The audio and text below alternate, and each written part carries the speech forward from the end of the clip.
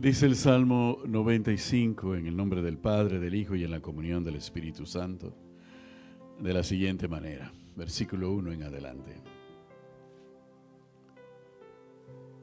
Cuando lo tenemos, decimos un fuerte gloria a Dios. No cuando lo tenemos en la pantalla, cuando usted lo tiene en su mano. Aleluya. Gloria al Señor. Amén. Venid, aclamemos alegremente a Jehová. Cantemos con júbilo a la roca de nuestra salvación. Lleguemos ante su presencia con alabanza. Aclamémosle con cánticos, porque Jehová es Dios grande y Rey grande sobre todos los dioses. Porque en su mano están las profundidades de la tierra y las alturas de los montes son suyas. Suyo también el mar, pues él lo hizo, y sus manos formaron la tierra seca. Venid, adoremos y postrémonos, arrodillémonos delante de Jehová nuestro Hacedor. Porque él es nuestro Dios, nosotros el pueblo de su prado y ovejas de su mano. Si oyereis hoy su voz, no endurezcáis vuestros corazones como en Meribá, como en el día de Masá en el desierto donde me tentaron vuestros padres. Me probaron y vieron mis obras. 40 años estuve disgustado con la nación y dije, pueblo es que divaga de corazón. Y no han conocido mis caminos. Por tanto juré en mi furor que no entrarían en mi reposo. Señor y Dios Padre Todopoderoso, alabamos y glorificamos tu nombre. Te damos gracias, oh Dios, por tu palabra. Gracias por este tiempo. Gracias por este tiempo del Espíritu Santo. Gracias por la manifestación de tu Espíritu Santo en medio nuestro. Gracias porque nuestros corazones han sido tocados por tu Espíritu. Gracias, Dios, porque hemos vivido tu palabra, Señor, y estamos aquí en obediencia a ella. Sigue glorificando tu nombre en medio nuestro, Señor. Sabemos que tú has preparado nuestras mentes y nuestros corazones, Señor, para la palabra que tú has determinado para esta fecha. Señor, glorifícate, menguamos delante de ti reconociendo tu grandeza y tu poder eterno. Usa, Señor, esta vasija de barro como un instrumento de honra en tus manos para bendecir a tu pueblo, el pueblo de los santos, en el nombre de Jesús. Amén y amén. ¿Podemos sentarnos, iglesia? Aleluya, bendito el nombre del Señor.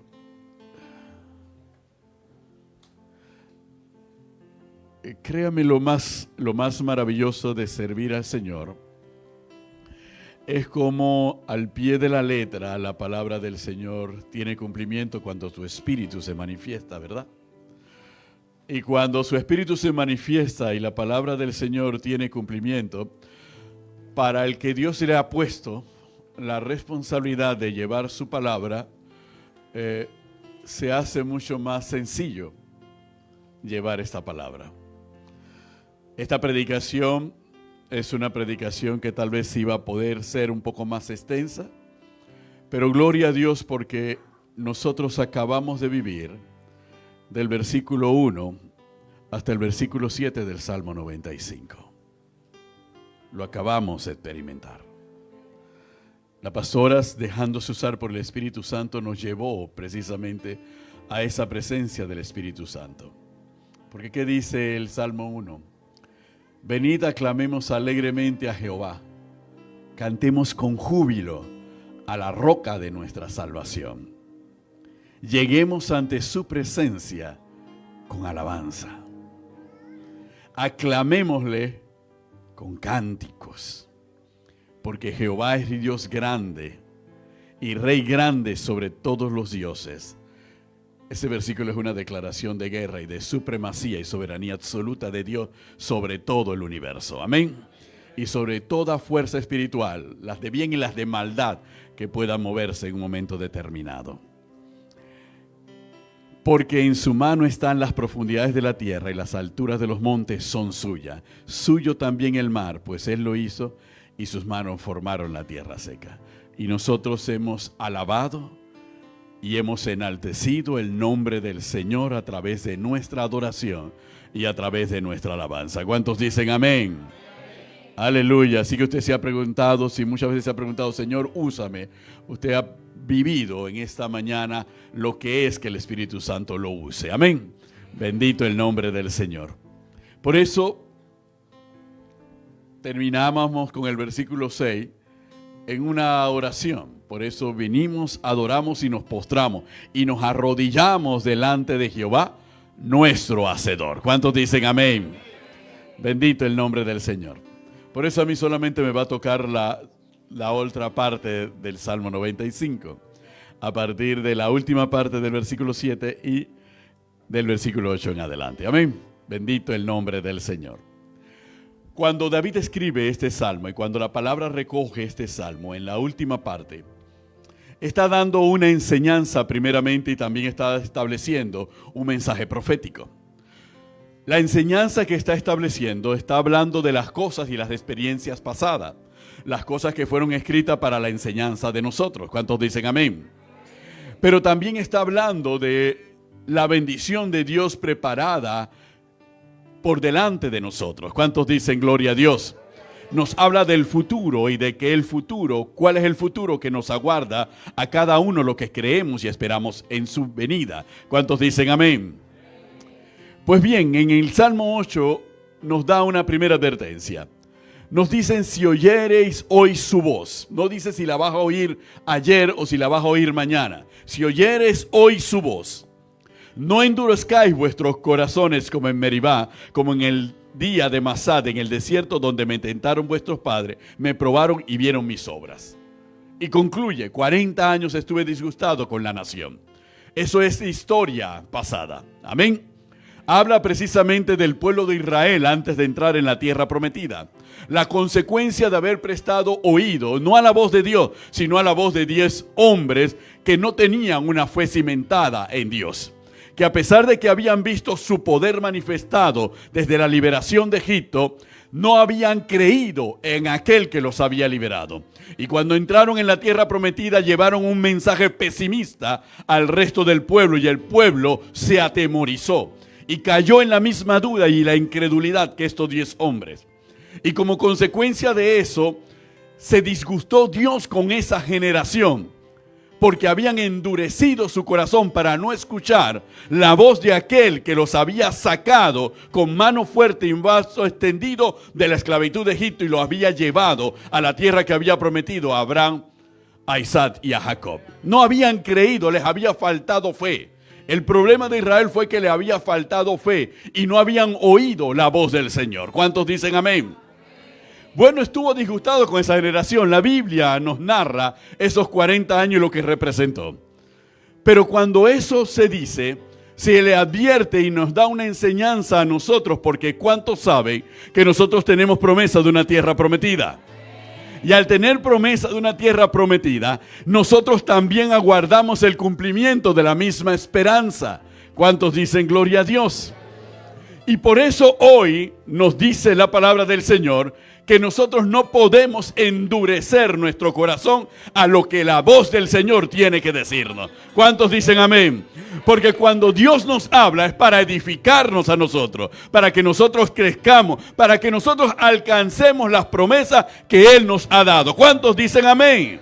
Aleluya, bendito el nombre del Señor. Dios no nos habla porque simplemente no tiene nada que hacer, así que voy a pasarme un rato y voy a hablar con esta gente. No, Dios no es como nosotros. Cuando estamos aburridos en nuestra casa, muchas veces nos vamos a la casa del vecino o la vecina para tirar una charla. ¿Ok? Ejercitar un poco la lengua. Entonces hablamos cualquier cosa, hasta las cosas que no son pertinentes ni son prudentes. Pero cuando Dios nos habla, Dios no nos habla porque nos ve como sus vecinas. Dios nos habla porque nos ve como sus hijos, amados. Y tiene necesidad para que nosotros podamos actuar de manera correcta y agradable delante de Él y podamos alcanzar las bendiciones que Él tiene reservadas para nosotros. ¿Cuántos dicen gloria a Dios? Sin embargo, esta palabra también tiene una alternativa, porque ciertamente Israel entró en la tierra prometida, ¿verdad? Sin embargo, cuando este salmo se da, es mucho tiempo después de la entrada de Israel a la tierra prometida. Lo que significa que David no estaba hablando de la tierra prometida a Abraham, a Isaac y a Jacob. David estaba hablando de otra tierra, de una tierra superior en calidad y en cantidad. Cuando David estaba hablando, cuando el salmista escribió, estaba hablando de un reposo que todavía le aguardaba al pueblo del Señor. ¿Cuántos dicen amén? Por eso el que mejor interpreta es el escritor a la carta a los Hebreos. Vamos a ir a la carta a los Hebreos, capítulo 3 y capítulo 4. Pastor, ¿por qué es esto necesario? Es necesario comprender cuál es nuestra tierra prometida. La pregunta que todos nos hemos hecho desde el año pasado y durante todo este tiempo, siempre nos preguntamos, ¿cuál es mi tierra prometida? Y a veces nosotros imaginamos y le ponemos nombre a nuestra tierra prometida. Mi tierra prometida es mi negocio, mi tierra prometida es mi trabajo, mi tierra prometida es mi casa, mi tierra prometida son los 7 autos que quiero, mi tierra prometida son las cuentas bancarias millonarias que quiero que Dios me dé. Esa es mi tierra prometida. Le ponemos nombre a nuestra tierra prometida. Y a veces si tenemos algún tipo de enfermedad, mi tierra prometida es la salud. Esa es mi tierra prometida. Y le vamos poniendo nombre. El problema es que cuando nosotros le ponemos nombre a nuestra tierra prometida, esta tierra prometida va cambiando de nombre a lo largo del tiempo. Porque en la medida que Dios nos bendice, bueno, ya me dio la tierra prometida, ¿y ahora qué hago? Quiero más tierra prometida. Y le vamos cambiando nombre a nuestra tierra prometida. Pero eso es como lo vemos nosotros como seres humanos. Pero ¿cómo nos los enseña Dios? Eso es lo que nosotros vamos a, todos nosotros, incluyendo al que les habla, vamos a aprender. Amén. ¿Cuántos dicen amén? Cuando dice en el capítulo 3, versículo 12 de la siguiente manera: mirad, hermanos, que no haya en ninguno de vosotros corazón malo de incredulidad para apartarse del Dios vivo. Antes exhortaos los unos a los otros cada día, entre tanto se dice, hoy, para que ninguno de vosotros se endurezca por el engaño del pecado. Porque somos hechos participantes de Cristo, con tal que retengamos firmes hasta el fin nuestra confianza del principio. Entre tanto se dice, si oyereis hoy su voz, no endurezcáis vuestros corazones como en la provocación. ¿Quiénes fueron los que, habiendo oído, le provocaron? ¿No fueron todos los que salieron de Egipto por mano de Moisés? ¿Y con quienes estuvo el disgustado 40 años? ¿No fue con los que pecaron, cuyos cuerpos cayeron en el desierto? ¿Y a quienes juró que no entrarían en su reposo, sino aquellos que desobedecieron? Y vemos que no pudieron entrar a causa de incredulidad. Temamos, pues, no sea que, permaneciendo aún la promesa de entrar en su reposo, a alguno de vosotros parezca no haberlo alcanzado. Porque también a nosotros se nos ha anunciado la buena nueva, como a ellos. Aquí le está hablando a la iglesia. Dígale que ahora me está hablando a mí. Ahora me está hablando a mí. Pero no les aprovechó el oír la palabra por no ir acompañada de fe en los que la oyeron. Pero los que hemos creído, entramos en el reposo. De la manera que dijo, por tanto juré en mi ira, no entrarán en mi reposo, aunque las obras suyas estaban acabadas desde antes de la fundación del mundo. Porque en cierto lugar dijo así del séptimo día, y reposó Dios de todas sus obras en el séptimo día. Y otra vez aquí, no entrarán en mi reposo. Por una razón muy sencilla. Dios le estaba hablando a la iglesia y le habla a la iglesia como le habló a Israel en su tiempo pasado. Pero cuando le habla a la iglesia, le reemplaza la palabra tierra prometida por reposo. Esa es la única diferencia. Porque el reposo para Israel era llegar a la promesa de Abraham, a la tierra prometida. Ahí reposarían. ¿Por qué ahí reposarían? Porque ahí no tendrían que sembrar ni tendrían que edificar. Porque todo estaría plantado y todo estaría edificado. Solamente esperando que ellos lleguen y ocupen la tierra. Ahí no tenían que esforzarse porque la tierra era una tierra que emanaba leche y miel, que significan la bendición y la provisión y la prosperidad del Señor y también la seguridad y la firmeza de las palabras de Dios. Entonces era un reposo para el pueblo de Israel. Habían dejado la esclavitud y vivirían en una tierra de abundancia. Sin embargo, cuando nos habla a nosotros, no nos habla de algo físico, no nos habla de algo material. El reposo tuyo y mío se llama Jesucristo. La tierra prometida tuya y mía es Jesucristo. ¿Cuántos dicen amén? Esa es la tierra prometida de cada uno de los que estamos aquí. Así que olvídese de que su tierra prometida es esto o aquello. O que usted tiene el poder de ponerle nombre a su tierra prometida, porque no es así. La tierra prometida nuestra se llama Jesucristo. Él es nuestra tierra prometida y Él también es el reposo de la iglesia. ¿Cuántos dicen amén? Y si esto es así, entonces nosotros tenemos que conquistar la tierra prometida. Pero cabe aquí un pequeño detalle. Cristo fue el que peleó. Cristo fue el que conquistó. Cristo no nos dio una tierra material llena de pecados y llena de tentaciones. Cristo venció la tentación por nosotros. Cristo venció el pecado por nosotros. Por consiguiente, la tierra prometida de la iglesia es mejor que la tierra material del Israel de la antigüedad. Porque ahí estaban expuestos a fieras y a pueblos y a tentaciones y a idolatría y a dioses y a pecado. Y una y otra vez cayeron en esa tierra. Pero nosotros no. Hemos recibido una tierra sin mancha, una tierra purificada y santificada previamente, una tierra donde tenemos asegurada la victoria sobre la tentación y el pecado. Una tierra que nos liberó, no solamente en esta tierra, sino también liberó nuestra alma. Y esa tierra es Cristo Jesús. ¿Cuántos dicen amén? Pero para entrar en esa tierra prometida, nosotros necesitamos una sola cosa.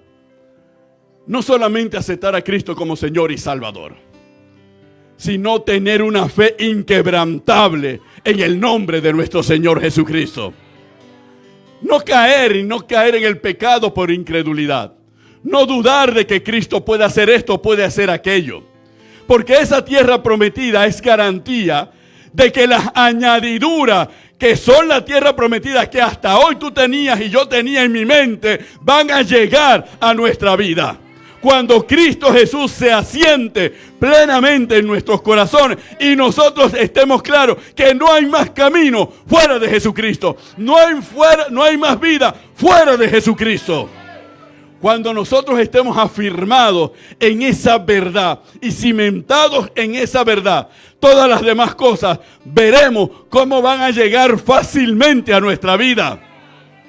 Pero no pongamos la carreta por delante de los bueyes. No ore porque su cuenta bancaria crezca. No ore porque tenga una casa. No ore porque su negocio prospere. No ore por los ascensos laborales. No ore ni se enfoque en eso como la prioridad de su vida. Ore para que Dios aumente cada día más su fe en Cristo Jesús. Porque si esto está firme, todo lo demás también tendrá realización en la vida de cada uno de nosotros. Ese fue el secreto a voces del patriarca Abraham.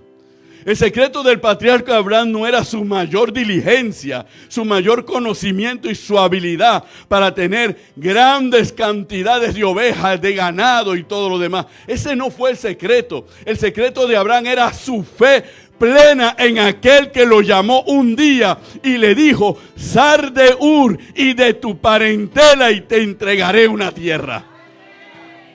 El secreto de Abraham era su fe en el Dios invisible. Abraham no se preocupaba por los mejores pastos. Lot se preocupaba por los mejores pastos. Pero Lot no tenía la fe de Abraham. Pero Abraham sí tenía la fe. Así que él sabía que esto no dependía de qué tierra buena y de calidad me des. Esto depende de que mi Dios esté conmigo donde quiera que yo vaya. ¿Cuántos dicen amén? Esta era la fe del mismo José. No importaba si estaba con mi padre o con mis hermanos. No importaba si estaba en el fondo de una cisterna. No importaba si estaba en una cárcel. Lo importante es que donde quiera que yo esté, Dios está conmigo. ¿Cuántos dicen amén?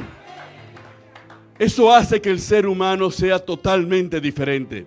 El cristiano, el nacido de nuevo, sea totalmente diferente. El cristiano no se atemoriza. ¿Qué me das para que yo pueda progresar y ganarme la vida? Bueno, lo único que tengo para darte es este machete. El cristiano no se lamenta porque le entreguen un machete y se lo pongan en la mano. Porque el cristiano sabe, el Dios Todopoderoso está conmigo. Y si Él está conmigo, este machete me hará prosperar y hará prosperar mi familia. Porque no depende del instrumento, depende del Dios que te acompaña y que está a tu favor. ¿Cuántos dicen amén? Por eso podemos construir de la nada. Miren una historia muy interesante hasta el día de hoy de Israel. La tierra de Israel, la Palestina de los romanos, y que era conocida así por mucho tiempo y todavía lo siguen conociendo algunos por mucho tiempo, era una tierra árida, estéril, sin irrigación. Sin embargo, cuando uno va a Israel, uno siente la aridez, pero ellos han hecho ríos en medio de sequedales. Han hecho plantaciones de productos de calidad en medio de esa aridez. Y lo que los otros pueblos que viven en la aridez no han logrado, lo han logrado ellos. Porque no tiene que ver con la tierra, tiene que ver con el Dios que los respalda. Cuando leemos la historia de Isaac, cómo iba cavando pozos y sacando agua y peleando con esto y le entregaba los pozos, al final tuvieron que reconocer, no se trata de los pozos que abre Isaac. Se trata del Dios de Isaac. Donde Isaac esté, no tiene que ver con que pueda o no pueda haber agua. Siempre habrá agua porque el Dios de Isaac lo acompaña. ¿Cuántos dicen amén? Entonces, aunque tú veas las situaciones difíciles, tienes que estar claro que Dios está contigo. Y que en esa situación difícil, Dios te hará prosperar. Pero tienes que estar claro que en tu fe en aquel Dios y en el amor a ese Dios. Porque Él es el que nos da la sabiduría. ¿No leemos constantemente que Él es el que da el poder de hacer la riqueza? Y a veces lo repetimos cuando se hacen las oraciones de prosperidad financiera y económica en los altares. Pero ¿realmente creemos que Él es el que nos da el poder de hacer las riquezas? Todos estamos sentados sobre la fe. En este momento, hoy, usted está sentado sobre la fe. Porque usted no puede concebir que esto era un depósito sin agua y sin luz, lleno de polvo y lleno de lleno de miseria y de todo lo que no servía, lo metían aquí. Pero esto fue lo que Dios nos dio. ¿Y qué fue lo que logró que fuese esto? La fe en el Dios que nos los dio. Porque no tiene que ver lo que el mundo, las circunstancias pongan en tu mano. Tú sabes que el Dios en que tú crees puede transformar eso que la gente cree que es una maldición, que es una carga, en una bendición. ¿Cuántos dicen amén? Por eso no desistas de tus sueños y no desistas de tus emprendimientos. Aunque lo veas difícil, digo, ¿qué puedo hacer yo con esto? Cuando tú te preguntes, ¿qué puedo hacer yo con esto? Tú simplemente ve de rodillas y dile, Señor, tú eres mi Dios, dirígeme, ¿qué puedo hacer yo con esto? Y ahí verás el milagro. Porque el mundo te hace muchos cálculos. El mundo calcula. El mundo dice, para que puedas progresar necesitas esto, esto, esto y aquello. Necesitas un inversor que te apoye, porque si no hay un inversor, no lo vas a lograr. Necesitas hacer una cartera de clientes, pero a mí nadie me conoce. Y a veces hasta yo me desconozco cuando me veo en el espejo. Así que, ¿qué clientes voy a conseguir? ¿Ok? Entonces pensamos de esa manera y el mundo traza mecanismos y métodos y medios para esto y lo otro. Pero cuando tú tienes fe en Dios, tú no dependes del cálculo del mundo. El mundo dice cuáles son tus posibilidades. El mundo traza aún tu destino según un perfil que van elaborando. Cuando yo veo a Gabriela, yo digo, Gabriela es la prueba de la fe de Dios. Es la prueba de creer en Dios. Porque según su perfil no tendría que estar tan desarrollada en el ámbito de la logística, ni tendría que haber logrado tantas cosas en el ámbito de la logística, porque hay muchas personas que en el papel son más calificadas. Pero esto no tiene que ver con papeles ni con calificación. Tiene que ver con la fe en Dios. ¿Cuántos dicen amén? Ya la mujer que yo más admiro es a mi esposa. Ella vive por fe, camina por fe y come fe. Aleluya. Se sostiene por fe. Y ella me decía, a veces me hace una pregunta. Beno, pero ¿tú por qué te enamoraste de mí? Y ella me decía, cada vez que me hace esa pregunta, yo sí que, pero siempre la misma pregunta. En una ocasión le dije, sabes, cuando yo estaba solo, yo lograba muchas cosas y no las lograba por mucho esfuerzo. Simplemente me iba de rodillas ante Dios y Dios hacía el resto. Pero cuando te conocí a ti y cuando tú aceptaste a Cristo, vi cómo Dios, la fe de ella se desarrolló. Y esto le va a salir algo jocoso. Yo dije, bueno, esto es sencillo. Yo tengo fe y ella tiene una fe increíble. Así que es sencillo. Cielo, ¿qué es lo que quieres que hagamos? No, mira, conseguimos este local, vamos a hacer esto. Lo hacemos. ¿Pero por qué? ¿Por qué? Y ella dice, tú sigues todas mis locuras. Es que yo no sigo sus locuras. Es que ella es una mujer de fe. Y si yo uno mi fe a la fe de ella, lo que hayamos presentado delante del Señor se va a lograr. ¿Cuántos dicen amén? Aleluya. Entonces Euclid busca un hombre y una mujer de fe y únete a su fe porque te van a llevar más a la fe de Cristo y la fuerza será mayor, porque por eso dice la palabra que uno hace huir a ¿cuántos? Y dos. Eso no tiene ninguna razón matemática. No, la multiplicación no tiene lógica matemática. ¿Cómo que uno hace huir a 1000? Y si viene otro, van a hacer huir a 10,000. No, lógica, deben hacer huir a 2,000. Es la lógica. Pero en Dios no hay lógica. Porque lo que no sabemos es que cuando la fe de uno se une a la fe del otro, el poder de Dios se manifiesta en mayor nivel y se da la multiplicación. ¿Cuántos dicen amén? Aleluya, bendito el nombre del Señor. Por eso la preocupación de todo esposo es que su esposa tenga fe. Y la preocupación de toda esposa es que su esposo tenga fe. Porque cuando esa preocupación no existe y piensan que por cálculo humano van a lograr las cosas, se van a encontrar con que en este caminar del reino se basa en las reglas del reino. Y las reglas del reino son la fe inquebrantable en Dios. Nada se logra por cálculo humano. Todo se logra en base a la fe en la voluntad de Dios. ¿Cuántos dicen amén? Claro. Imagínense si esto se multiplica con un esposo y una esposa de fe. Añádale hijos de fe. Amén. Añádale nietos de fe. Añádale padres de fe. Entonces ustedes son una bomba, son un ejército invencible. ¿Cuántos dicen amén? La decisión, amigos, hermanos, cuando se hace una comunidad de fe, entonces todo se logra. Cuando una persona llega a Jesucristo, imperio de vida, el norte es que crezca en fe. El norte no es que deje el pantalón y se ponga la falda. O que deje la ropa ajustada y se ponga la ropa muy holgada.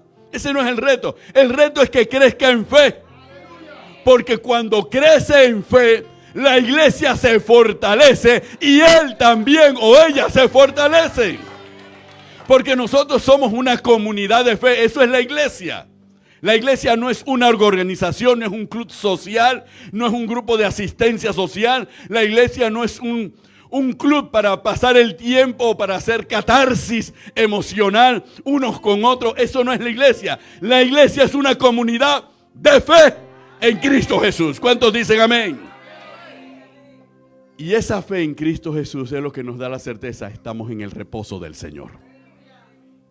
Por eso es que la sensibilidad se da tanto que cuando una persona, un hermano está angustiado o un hermano está deprimido, eso hace soltar las alarmas. espirituales. Porque si ese hermano está deprimido, hay un problema de fe. Si ese hermano está ansioso, hay un problema de fe. Las alarmas no saltan porque haya una enfermedad. La enfermedad solamente es una consecuencia de estas situaciones de la fe. Entonces ahí saltan las alarmas. Ahí es donde se tiene que reforzar la oración. Y cuando sabemos que algún miembro de la iglesia o varios miembros de la iglesia están siendo atacados por las tinieblas y Satanás los está zarandeando y los está atacando, hay un problema de guerra espiritual. Y hay que fortalecer la fe de la iglesia, hay que fortalecer el escudo de la fe de la iglesia, porque hay que defender al hermano, a la hermana que están siendo atacados por las tinieblas. Porque si dejamos que el ataque siga adelante, quien se debilita al final es la iglesia. La comunidad de fe es la que se ve con grietas y con puntos de debilidad. Entonces por eso se tiene que enfrentar la maldad y la adversidad. Y por eso se tiene que ser frontal en la lucha contra la maldad. Porque afecta la fe. Porque uno reconoce a través del tiempo que Satanás solamente viene a atacar ¿qué? Tu fe. Por eso Pablo hablaba que él había ganado la carrera, había guardado la fe, había peleado la buena batalla de la fe. ¿Por qué? Porque esa es nuestra batalla. La batalla no es porque Satanás quiere tu casa o Satanás quiere tu cuenta bancaria. No, Satanás no quiere nada de eso. Satanás lo que quiere es acabar con tu fe. Eso es lo único que quiere. Y nosotros perdemos la perspectiva. Los ataques hacia otras áreas de nuestra vida son simplemente distracciones para ir minando lo más importante, que es la fe. Ahí es donde tú te tienes que afirmar. Ahí es donde nosotros aprendemos de la palabra cómo mantenernos firmes en medio de todo. Ahí es cuando nosotros vamos directamente al libro de Job y lo recitamos. Porque Satanás le hizo el ataque. Y lo atacó en sus bienes. Y lo atacó en su familia. ¿Para qué? Para debilitar la fe de Job. ¿Y qué fue lo que dijo Job? Jehová dio, Jehová quitó. Sea el nombre de Jehová bendito. ¿Cuántos dicen amén? ¡Aleluya! Porque Job comprendía que él no podía poner su fe en lo que tenía, ni humano ni material. Él tenía que poner su fe en aquel que era su proveedor y sustentador. ¿Cuántos dicen amén? Porque él sabía que aunque él lo perdiera todo, si él mantenía su fe, ese Dios le devolvería mucho más de lo que él había perdido. ¿Cuántos dicen amén? Hermanos, y lean el final del libro. Se lo devolvió multiplicado. Pero si hubiese perdido la fe, no leeríamos jamás, no existiría el libro de Job en la Biblia.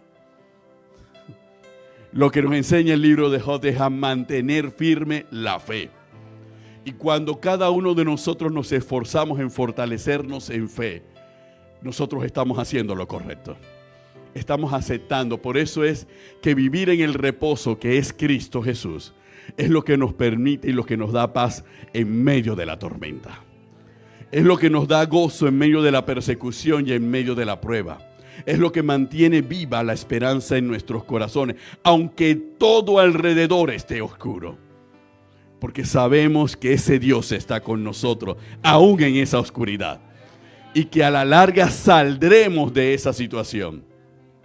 Es lo que nos permite hacer vivo, que aunque vayamos en una barca y todo se mueva y el mar esté súper picado, si Cristo está con nosotros, nosotros saldremos a aguas tranquilas y llegaremos a puerto seguro. ¿Cuántos dicen amén?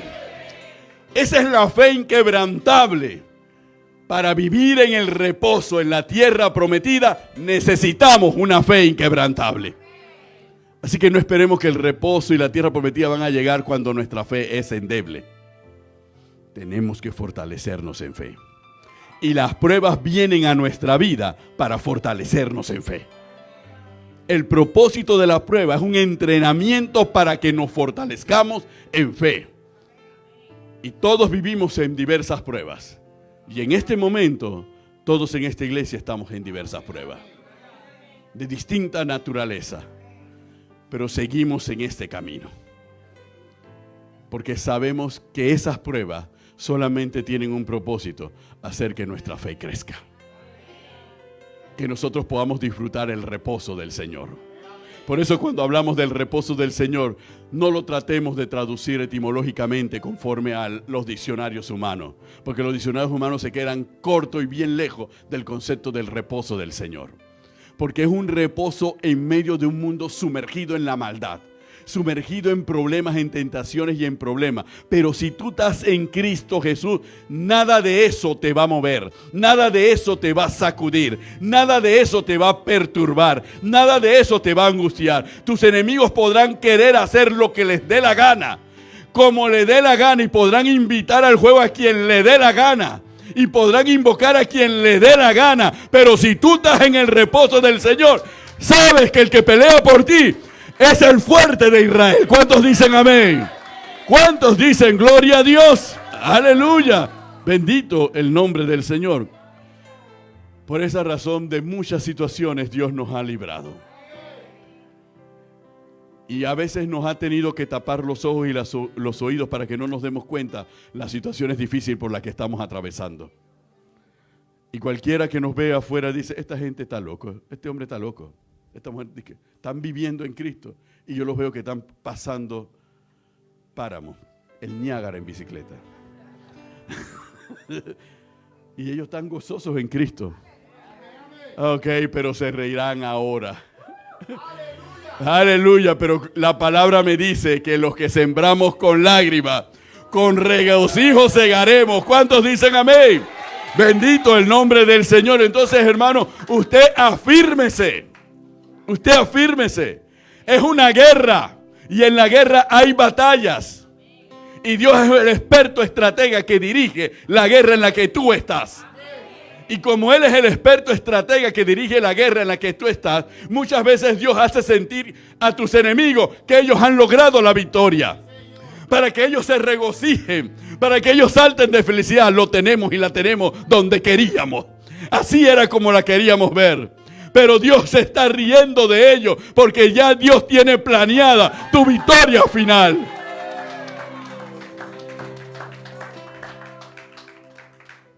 Por eso es que el Señor siempre nos invita. Cuando Cristo nos da la parábola expresa en el capítulo 25, versículo 23 del Evangelio de Mateo, una frase que nos ayuda a todos nosotros a comprender cómo actúa nuestro Dios. Vamos a irnos a Mateo brevemente.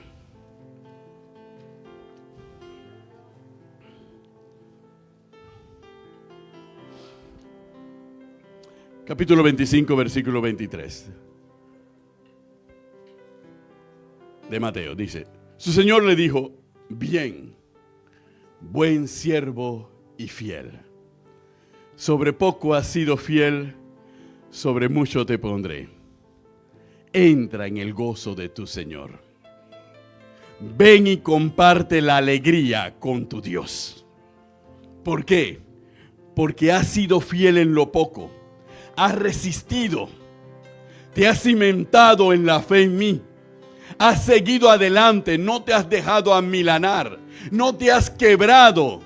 Aunque fueron muchas las cosas que se lanzaron en tu contra, no te has quebrado, te has mantenido fiel. ¿Qué significa fiel? Te has mantenido confiando en mí, te has mantenido teniendo fe en mí y lo has superado. Y como lo has superado, ahora ven, porque ahora en mucho te pondré, porque me has demostrado tu fe. Y no solamente me has demostrado tu fe y te he dado mucho, ahora te invito a que estés conmigo para que juntos nos gocemos y nos regocijemos con todo lo que tú has vivido. ¿Cuántos dicen gloria a Dios? Eso es lo que Dios dice a cada uno de nosotros. Eso es lo que Dios está planteando para cada uno de nosotros. Esa es la invitación que Dios nos da. Lo que estamos viviendo, lo estamos viviendo y lo estamos experimentando. Pero tenemos que mantenernos firmes. Si nosotros capitaneáramos un barco, tendríamos que ponerle soga al timón. y mantener el rumbo firme, para que la embarcación no se desvíe, y mantenernos firme en la dirección que Dios nos ha establecido, sabiendo que hay recompensa. Hay recompensa. Y aunque a veces sentimos, porque en medio de todo cada cual mira a su alrededor, y ahí miramos al vecino, pero al vecino le va mejor. Eso es lo que piensas tú. Tal vez al vecino no le va mejor. Tal vez el vecino ha llegado a verse mejor porque pasó de una tormenta ya. Pero tú estás en tu tormenta en este momento. Pero quiero que sepas que si te mantienes fiel a aquel que te llamó, esa tormenta pasará. Y vendrás al gozo de tu Señor. Y vendrás y tu fe estará probada y labrada y forjada. Y te harás fortalecido. Y Dios te dará mucho más de lo que tú esperabas. ¿Por qué? Porque así es Dios. Dios es generoso. Solamente busca hombres y mujeres que aprovechen la oportunidad de la generosidad de Dios. ¿Cuántos dicen amén? Aleluya, bendito el nombre del Señor. Pongámonos de pie, iglesia. Gloria a Dios. Gloria a Dios.